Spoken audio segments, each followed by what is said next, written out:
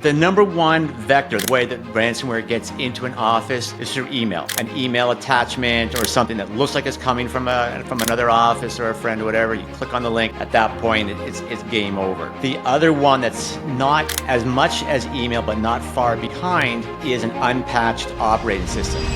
Hello, everybody, and welcome to another episode of the Raving Patients Podcast. As you know, I'm your host, Dr. Len Tao, and as I always, I want to thank my three sponsors who allow me to come to your inbox every single Friday at 5 a.m. with a new episode. Those sponsors are Dental Intelligence, CallRail, and Net32. Again, thank you for their support, and make sure you check those companies out. So we are about a week after Supercharged Dental Practice. It was a phenomenal event in South Florida, Fort Lauderdale. If you weren't there, you should have FOMO. It was an amazing event. 220 plus attendees, 50 plus sponsors, 15 amazing speakers. You definitely want to pay attention to when we release the information on Supercharged 2026. Same location, Fort Lauderdale at Pier 66, one of the most amazing hotels you'll ever been at. So stay tuned for more information about that as we certainly get closer to that event. So today I'm talking to a return guest on my podcast. As many of you know who are listening from the beginning, I don't bring a guest back too often, but I thought this guy has something different to talk about, and I wanted him on here again. He reached out, and I brought him back. So today's guest is Dr. Lorne Lavine, and he is going to talk about dental office cybersecurity and HIPAA compliance. So I'm going to read you Lorne's bio, and then we will jump right into the content of today's episode. So Lorne is a founder and president of The Digital Dentist. He has over 40 years invested in the dental and dental technology fields. He's a graduate of USC. He earned his DMD from the Boston University and completed his residency at the Eastman Dental Center in Rochester. He received his periodontal training at the University of Washington and went into private practice in Vermont until moving to California in 2002 to establish TDD, a company which focuses on specialized technological and HIPAA needs of the dental community. He has a vast experience with dental technology systems. He is a CompTIA certified A+ computer repair technician, a CompTIA Network Plus certified, and is a HIPAA certified security professional. He is a consultant and integrator. He has extensive hands-on experience with most practice management software, image management software, digital cameras, intraoral cameras, computers, networks, and digital radiography systems. He also writes for many well-known industry publications and lectures across the country. He was a regular technology columnist for Dental Products Report. His articles have appeared in a vast number of magazines, too many to name. He has lectured to the Yankee Dental Congress, American Academy of Periodontology, American Academy of Endodontics, and the list goes on. In addition, he is a member of the Speaking and Consulting Network. He's also a former technology consultant for the Indian Health Services. So please welcome to the Raving Patients Podcast, Lorne Lavine. Lorne, thank you so much for joining me today. Thank you for having me, and what an honor that you rarely bring people back, so I feel like I'm in rarefied air. Yeah, as I was explaining to you, it's kind of one of the reasons why I don't love bringing speakers back that often. It makes people not want to listen if they hear the same person over and over and over again, which is why I don't do a podcast myself. I think people would get boring with what I have to say after a while. So in this case, I don't mind. It's got to be at least been, you probably were year one, maybe year two, yeah, which was back in 2018 and 19. So long time ago at this point. So, and I think the last time I brought this up because I love the fact, we're both former practicing dentists. I got out in 2021, so actually retired in 2022. You retired, 20 years earlier. Yeah. But I think the intention was not to retire. I think the intention was to move to California to do perio, and then you found out that you needed to have some type of license that you didn't want to go through again, and you ended up, changing your direction simply because of that. Is that how the story goes? I think? Well, they had, California had a big shortage of dentists in the desert areas, Indian reservations, whatever, and they incorrectly assumed, hey, let's open up the licensing process, because there's no way I'm passing the California boards having done perio for 10 years. And they said, hey, let's open it up, and we're sure all the dentists are going to flock to the desert, not to LA, San Diego, San Francisco, which is exactly what happened. So there was a short window there where I could get my license, and I had been practicing in Vermont. I had friends and family out here from USC. So I gave up the practice thinking I could just start on day one. But when I got here, I found out there were 15,000 people on the waiting list, and it was going to be a year before I could practice again. So it was in retrospect, it was the best thing that could have happened because it forced me to hustle and do what I'm doing now. By the time I could get my license a year or so later, I'm like, you know what? I didn't like perio the first time around, so why do I want to do it again? So, and I already had a couple of employees, and I was traveling, and I was writing, and I just said, you know what? This is really what I want to be doing. So it all worked out, but there's no doubt that first year was a little lean, putting it mildly. I understand that completely. And, I got out of dentistry in 2022 for other reasons, not because I didn't like it. I just had something else to fall into and take up my time. So it wasn't like I retired from life. I retired from putting my hands in someone's mouth. But obviously, very rarely do you regret those things. And, I haven't been happier what I do. And just like you haven't been happier in what you're doing. So it's all good. So, to kind of start off the podcast for those who may not know who you are, can you kind of give a little overview of how you help dental practices? Obviously, it's related to IT and cybersecurity and HIPAA compliance specifically. But can you talk about? Because do you remember when we first met? We were on Dental Town, and I was building a practice or buying a practice, and you came out to the office and kind of gave me an idea of the IT infrastructure and stuff. But I'm sure you do, I don't even know if you do that much more anymore. So just kind of give the listeners and viewers who don't know who you are a little bit of an overview of kind of how you help the dental field, basically. Yeah, so we're what's called a managed service provider. So IT has kind of moved over the last number of years to more of an automated model where rather than doing manually labor, the things that you had to do that took forever, and we loved it because there was tons of billable hours, our clients not so much. A lot of what we do now in IT is automated as far as patching and encryption and all that type of stuff. So we are a full service managed service provider. So we still do hardware, networks, computers, monitors, mounts, printers, sensors, cameras, all that type of stuff. When HIPAA became HIPAA and really started taking off around 2009 with the High-Tech Act and the HIPAA security rule, and then certainly in 2013 with the Omnibus rule, we really focused a lot on that because it's the law of the land and it's still the law of the land. For reasons that weren't and still aren't completely clear to me, HIPAA doesn't seem to move the needle with a lot of dental practices. They are more willing to roll the dice. They figure, what are the chances that someone's going to target my little practice, which the odds are actually pretty high. There's nothing more valuable than a health record on the black market. They figure, low chance of some type of random audit. So we were just finding that it was just hard to convince people, hey, this is the type of thing you really should be worrying about. Ransomware changed that equation completely because that got people's attention. And now when it first came out, people saying, well, I don't know anyone that's been hit. It's pretty rare nowadays for an office to not have been hit themselves or know somebody close by or a colleague or a friend that has had to deal with ransomware at some point. And it's changed the equation. The good thing from our standpoint, because we do want to move people towards HIPAA compliance, is that the things that you do to get yourself more secure are also going to get you more HIPAA compliant. So you're really killing two birds with one stone. So our focus really the last 6-7 years has been on cybersecurity and HIPAA compliance. But as you said, we still do hardware. We still do all those things.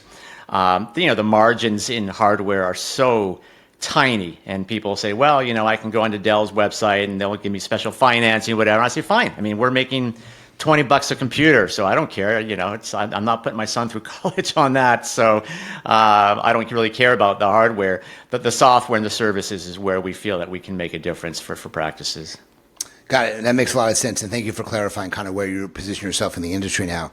I wanted to start off with a question that's unrelated to cybersecurity, HIPAA compliance. It may play a role somewhat, but where do you see the majority of people kind of going? They have Dentrix, they have EagleSoft, they have one of these practice management softwares, or they're just starting out.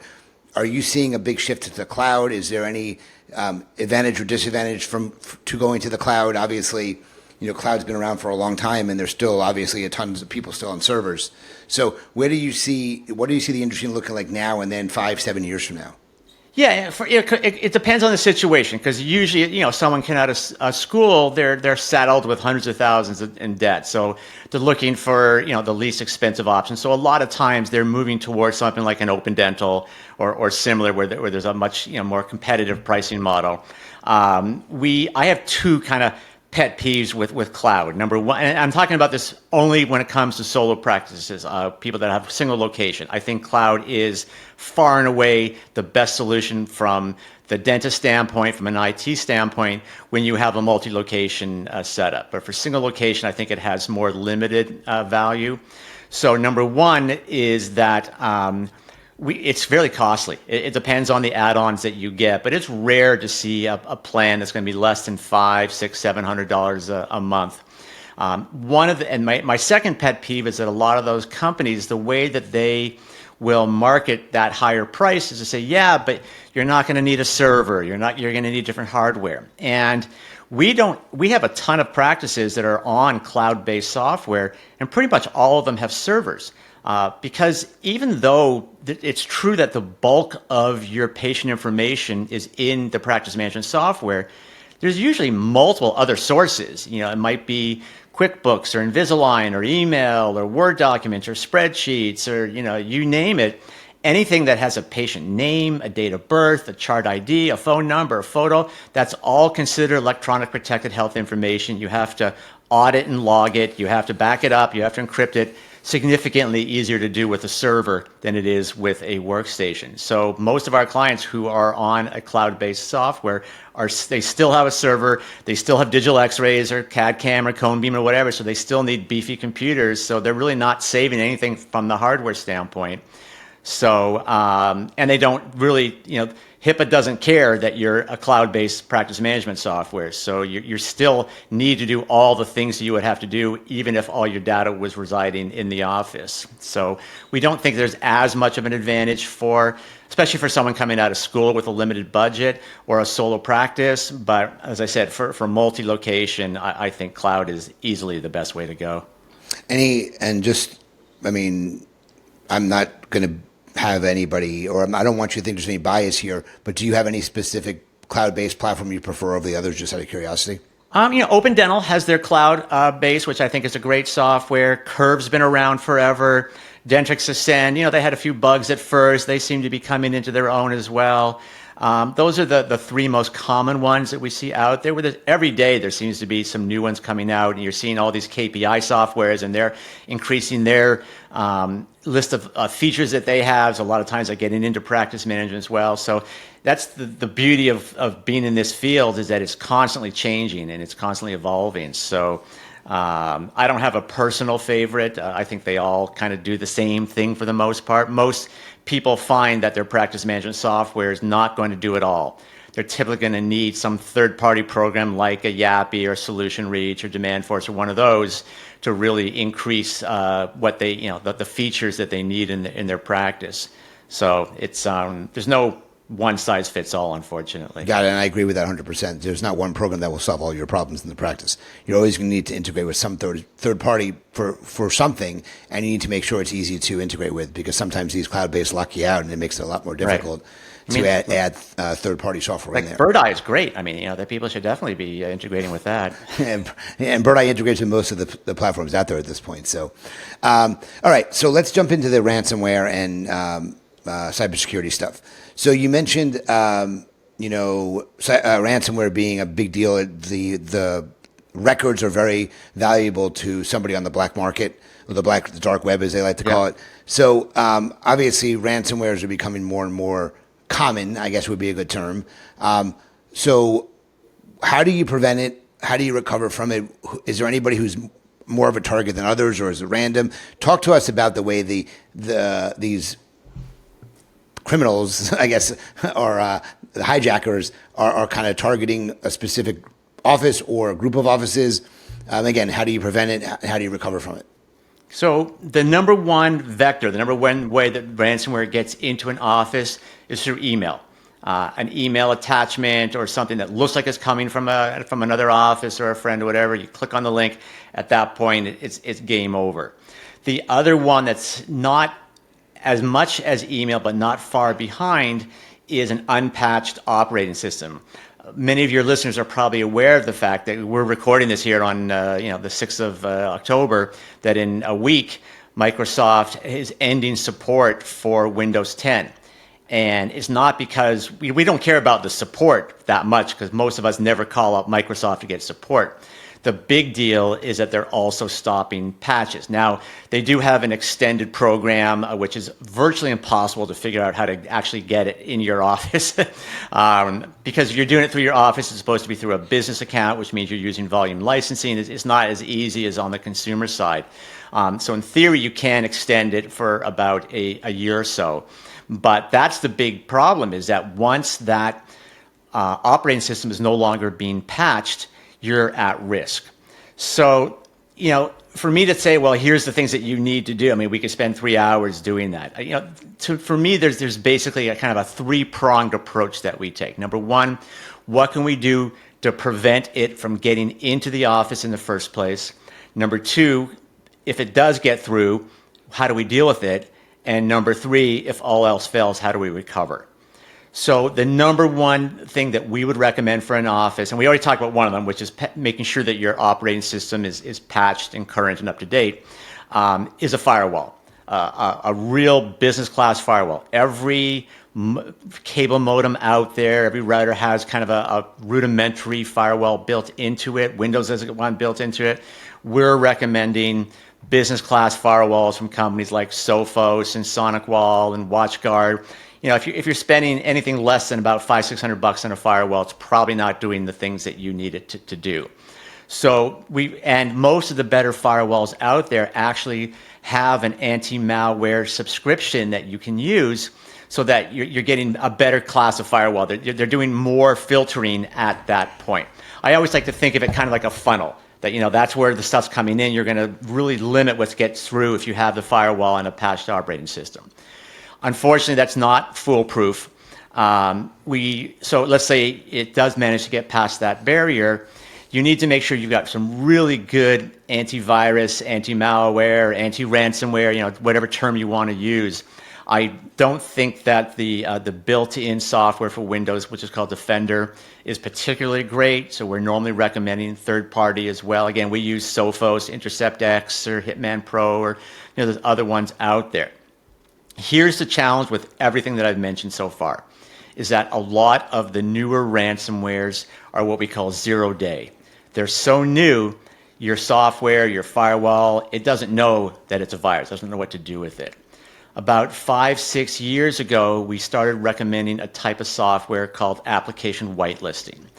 The best analogy I can give you is, let's say you go to a dental meeting in Vegas and you hear that in your hotel, there's going to be a big party with a bunch of A-listers.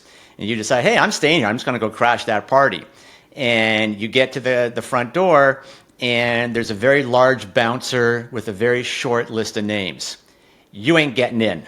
That's pretty much what application whitelisting does. We take an inventory of all of the software on your network, and after about a week or so, we flip a switch, and it goes into what's called deny all mode. If a program is not on that approved list, it can't run.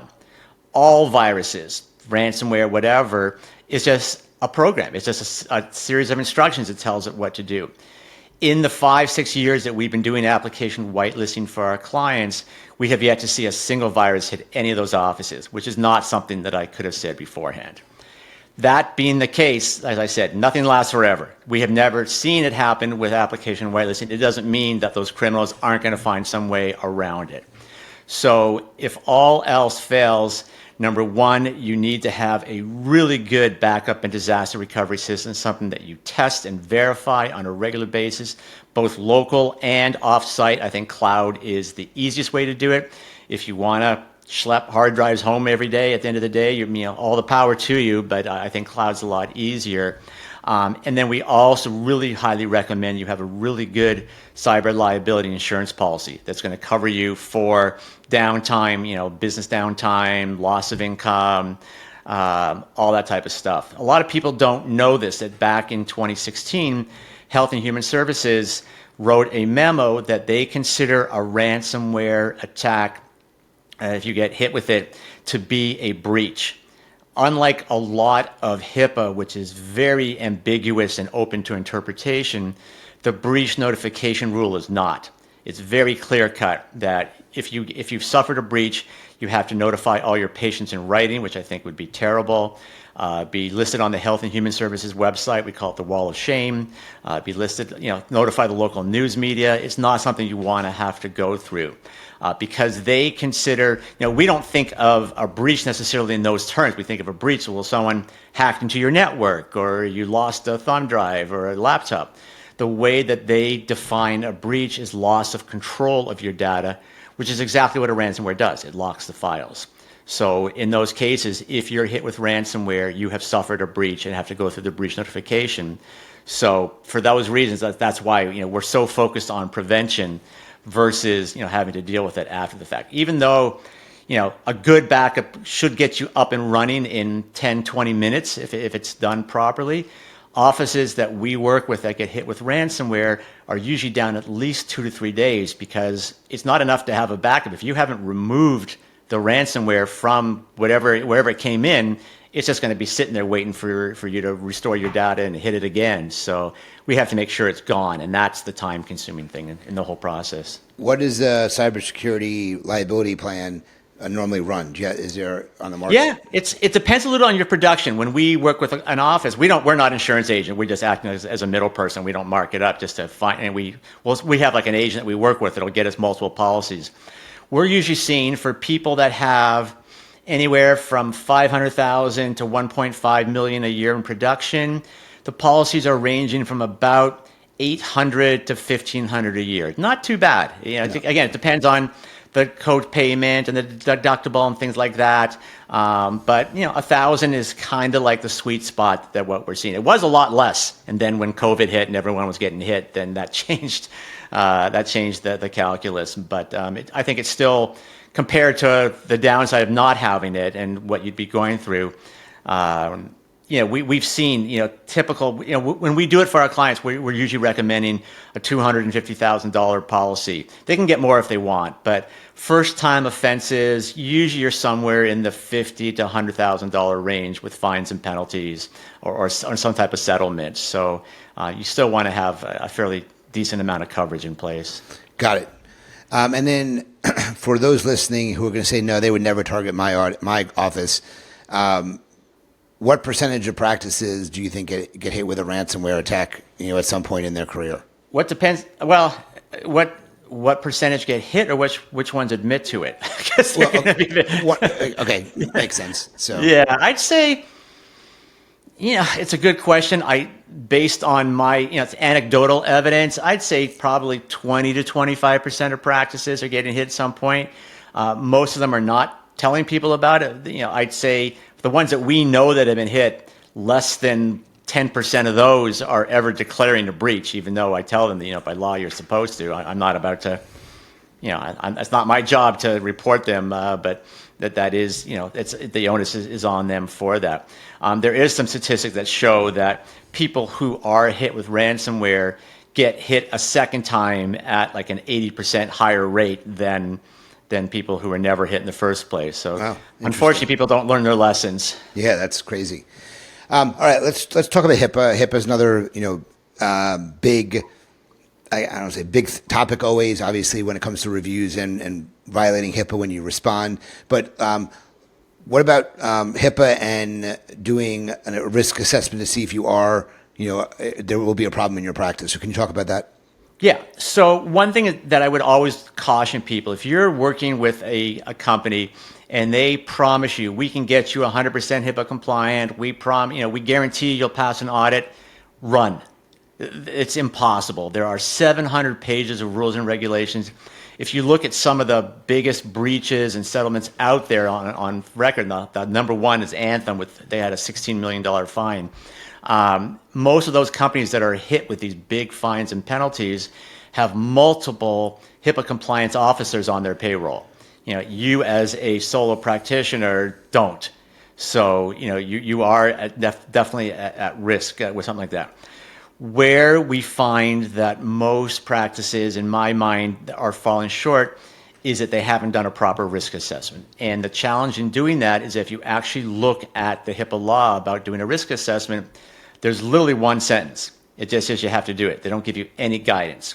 There's a document out there by NIST, the National Institute of Standards and Technology. It's document 800-30. It's about 100 pages long. If you suffer from insomnia, it's a great cure for that because you'll be asleep by the second page. But it says basically what you expect it to say, which is that you need to be comprehensive. And another one of my pet peeves is that there's companies out there that'll tell you, hey, go online and take our 10-minute questionnaire. Boom, you've done your risk assessment. And I can assure you that if you ever show something like that to an auditor, they'll have a good chuckle. They know, really, where's your real risk assessment? That's not a risk assessment. It has to be done. And this is, I don't understand. There's a lot of OSHA companies now that have said, hey, we used to be just OSHA, now we're OSHA and HIPAA. I don't know how you can do a HIPAA risk assessment unless you have someone that's doing it that is highly versed in IT and cybersecurity. It's just, there's like at least half of the rules relate to the security rule, which is all IT related. When we do a risk assessment for a client, it takes about 7 to 8 hours.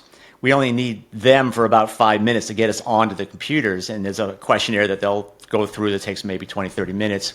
But it's a long, thorough process, and when it's done properly, it'll generate what's called a HIPAA management plan. It's their version of a treatment plan. If you're ever audited, that's literally the first thing they're going to ask for. Show us your risk assessment, show us your HIPAA management plan. There's no time limit that says you have to complete all the things on your management plan by a certain date. When we do it for most of our clients, the management plan is 6 pages long, 7 pages long. It can take them, weeks or months to get through it. What you really want to be able to show is that at least you made a good faith effort, that you're aware of the problems, you're addressing them.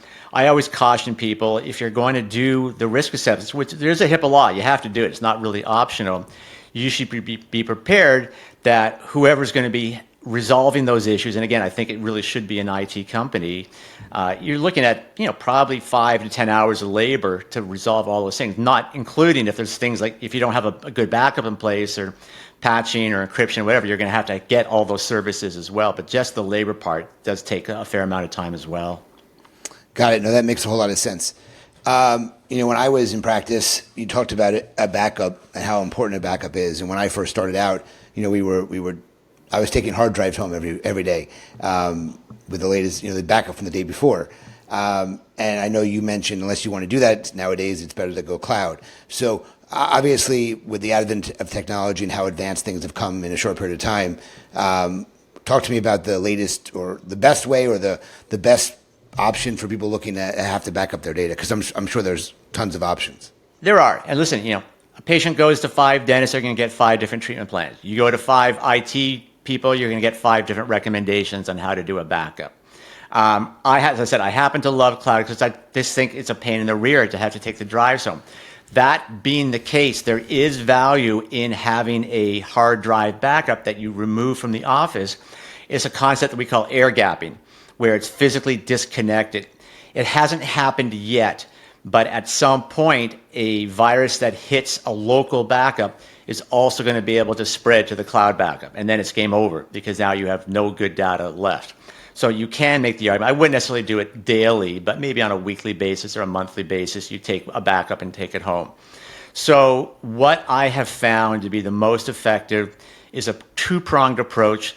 The local backup should be what we call an image, where you are taking a snapshot of the entire server, not just the data, but the operating system, the program files, everything. It's the entire server that you're backing up.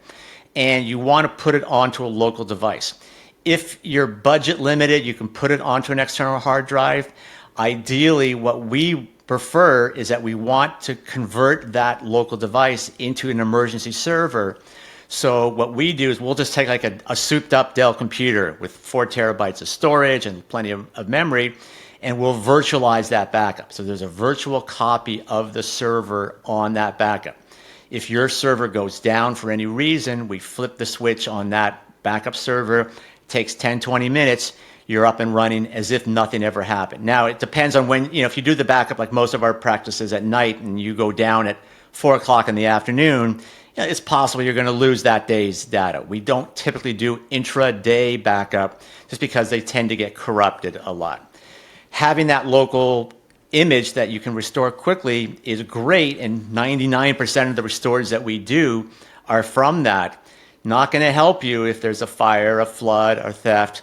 So that's where the offsite comes into place. And we just think a cloud backup is so much easier because it's set it and forget it. We still, this is a service that we do for our clients because most offices don't know how to monitor their backup, how to deal with problems, how to know if there's an issue. You really, by law, you're supposed to be verifying the backup on a regular basis, testing it on a regular basis, which most people don't do.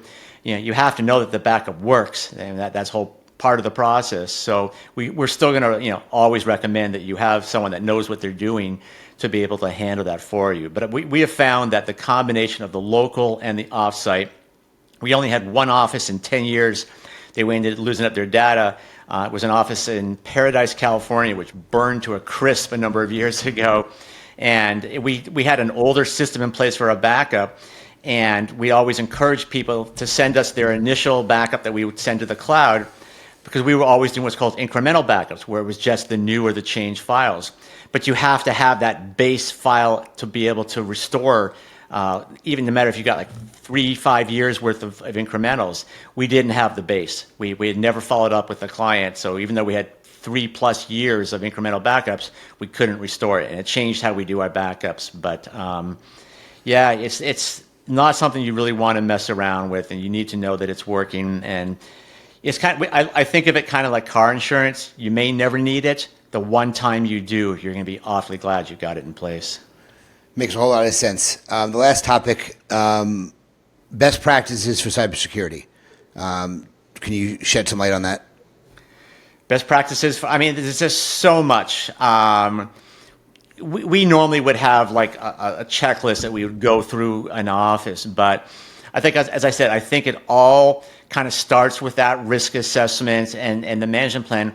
What are the things that we typically see when we do that? Well, most offices may not have a really good hardware firewall in place like we talked about. There is a HIPAA law, and something that we also recommend, even if there wasn't a HIPAA law, that you do what's called patch management, where you're keeping your software current and up to date. That's the whole reason, as I said, that Windows 10 is end of life. You really should have some type of real-time monitoring so that you know when the problem starts, when it's in its early stages. We talked about the need for anti-malware, antivirus, anti-ransomware, the application whitelisting, local and cloud backup. Everything needs to be encrypted. There's no reason in this day and age not to encrypt. Every operating system from Server 2012 onwards, Windows 10, Windows 11 has a free encryption program called BitLocker built into it, so there's no reason not to do that. You really should have an encrypted email system in place. You can get it through Google or AppRiver or whatever you want to do. And finally, one thing that we really recommend is that you do regular staff training. Again, it's a HIPAA law that you should have some type of ongoing training. It's kind of like CPR. You want to update it every year or two and make sure everyone's current with it. But every office is unique. There's really no cookie cutter.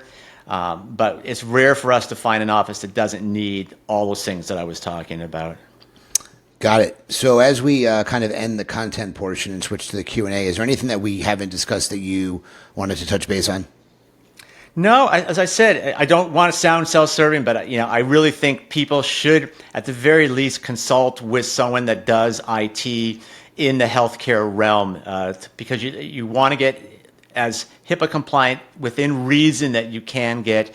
You want to be doing best practices for cybersecurity. And in our experience, there's a lot of IT companies out there that can do networking and basic setup, but a lot of them may not just be up to speed on HIPAA. Even though the HIPAA rules haven't changed since 2013, what we find is that the way that Health and Human Services Office of Civil Rights interprets them is evolving, and you have to be on top of that. So other than that, no, I think we covered a lot of bases here in 35 minutes. Okay, so let's do a quick round of this lightning round stuff, then we'll get your contact information and and the podcast. So let me pull up my app We'll call it pod. It's called Wait, pod. should I have studied for this, or is this going to be a challenge? No, Okay. no studying on this. This is all on the run, on the go. Okay. So, all right. Let's see. First question is, if you were to write a book about yourself, what would you or how would you name it, or what would you call it? Oh boy, that's a good question.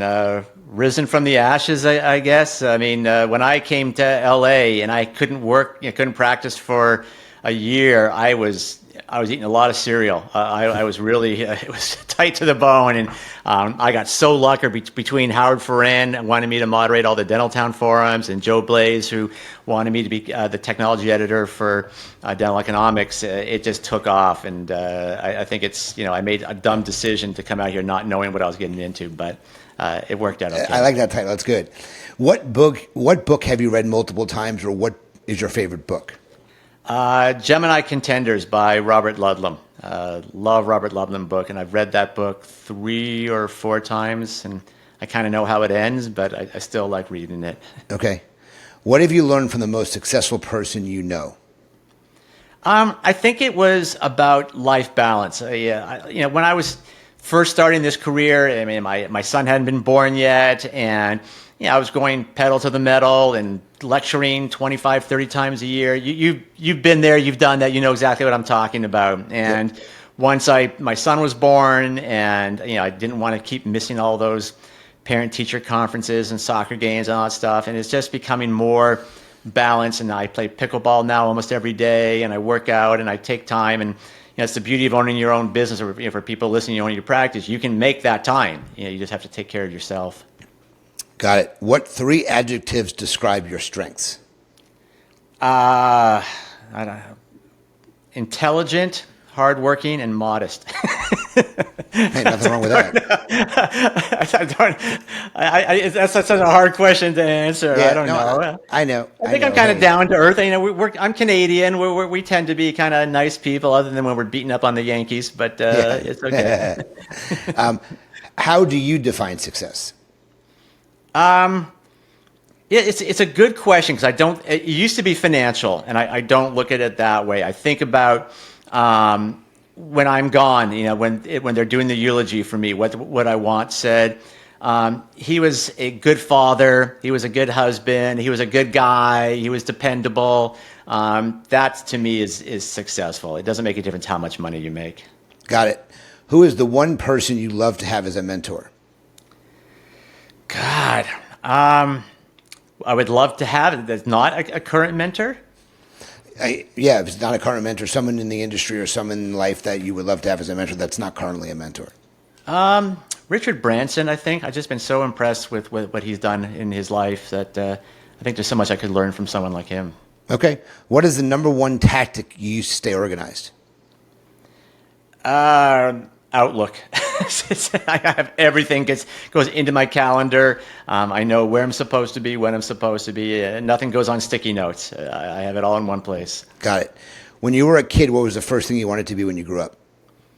Fast. I loved comic books. I loved the Flash. So that was always my big thing. It was never about career or anything. That I just wanted to have fun and enjoy my life. Got it. What piece of advice would you give to college graduates who were just starting out but wanted to become their own business owners or entrepreneurs? Find something you love. Again, don't worry about the money. That'll come. But life's too short. There's so many. 95% of the people apparently out there have careers they don't love. Find something you truly love doing, and if you're good at it, the success will follow. I agree with that 100%. I wake up every day with what I'm doing on the calendar being something I enjoy doing. Yeah, same. All right, let's see here. We're going to ask 2 more questions. Do you have a hard time telling people no? Depends who the people is. My son, I can tell him no all day long. He's a typical 19-year-old. He doesn't seem to want to hear it from me, so he'll block me or not respond or whatever. I think like a lot of people, you want to be a people pleaser, and you try to be accommodating, but I learned over the years to set boundaries. So I think that's really important. That you can be nice in the way that you say no, but you really don't compromise and sacrifice yourself, your values. Got it. Last question: What is one subscription, could be either business or personal, so something you pay either monthly or annually for that you cannot live without? So one subscription you cannot live without, business or personal. We use a software program called Happy Fox, and it manages our queue. Everything, all the calls that come in, all the emails, all of it goes to the queue. It's how my team keeps up with the clients and who needs what and how much minutes of support they have left and who's got issues that need to be handled. We'd be dead in the water without that. We would be like chickens with our head cut off. So that and it's not cheap, but I'll pay for that every year. Got it. That's great. So, Lorne, how can people find out more about how you help dental practices? If they have any questions, what's the best way for them to reach out? There's plenty of ways. I think the easiest is to go to my website, which is thediginaldentist.com. On every page there's a form that says, click, to fill out if you want a consultation. I can't remember what the exact wording is, but it's on every single page. That will send an email to my office manager, Candice. She'll call you up. I never charge for initial consultations. You can always you can find me on Facebook, on Twitter, on LinkedIn, on Instagram under Digital Dentist. You can email me at Dr. Lavine, DRLAVINE, at thediginaldentist.com. We have a toll-free number, which is 866-204-3398. Extension 200 gets you to my office manager. It's just, like I said, I'm here to help, and anyone that's ever worked with me will tell you that it's a low pressure, low stress environment. Our goal is to come in and say, listen, we're happy to evaluate where you're at, what you're doing right, where there's room for improvement. Of course, we'd be thrilled to be part of that process with you, but if not, you're going to leave that conversation with the information to go out and figure out what's going to be best for your practice moving forward. And I think you wanted to offer something to the listening or viewing audience. Yeah. So normally when we do, so one thing that we have found to be a great tool for us, we call it a security audit or a technical audit. Usually takes about 30 to 45 minutes, where we would log onto your network with your permission. You can watch what we're doing. We take an inventory of your hardware, your software, all the systems that we talked about. What are you doing for backup? What are you doing for email? Have you done a risk assessment? Have you done staff training? We put all that together into a report, and then the second call. So that takes about 30 minutes. We only need you for 5-10 minutes of that. The second call would be a one-on-one conversation with me to go over the results and my recommendations and the options, all that stuff.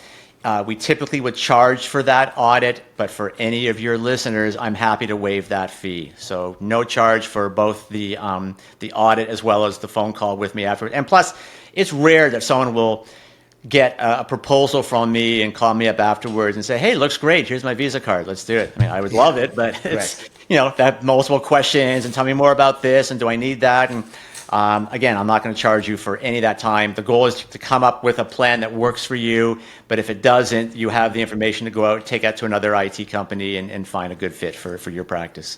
Oh, this was great, Lorne. Thank you so much for enlightening the audience on your expertise on cybersecurity, the HIPAA compliance, cybersecurity, ransomware, and all those other things that are out there. So thank you so much for joining me today. Guys, if this hit home, someone that was hit and you want to do something about it for your practice, Lorne gave you plenty of ways to reach out to him, so please do that. Always check out our sponsors, Dental Intelligence, CallRail, and Net32, and thank them for their support. And as I end every single one of my episodes, remember, your reputation matters. Until the next one, Lorne, thank you so much for joining me today, and we'll talk to you soon. Thanks for having me.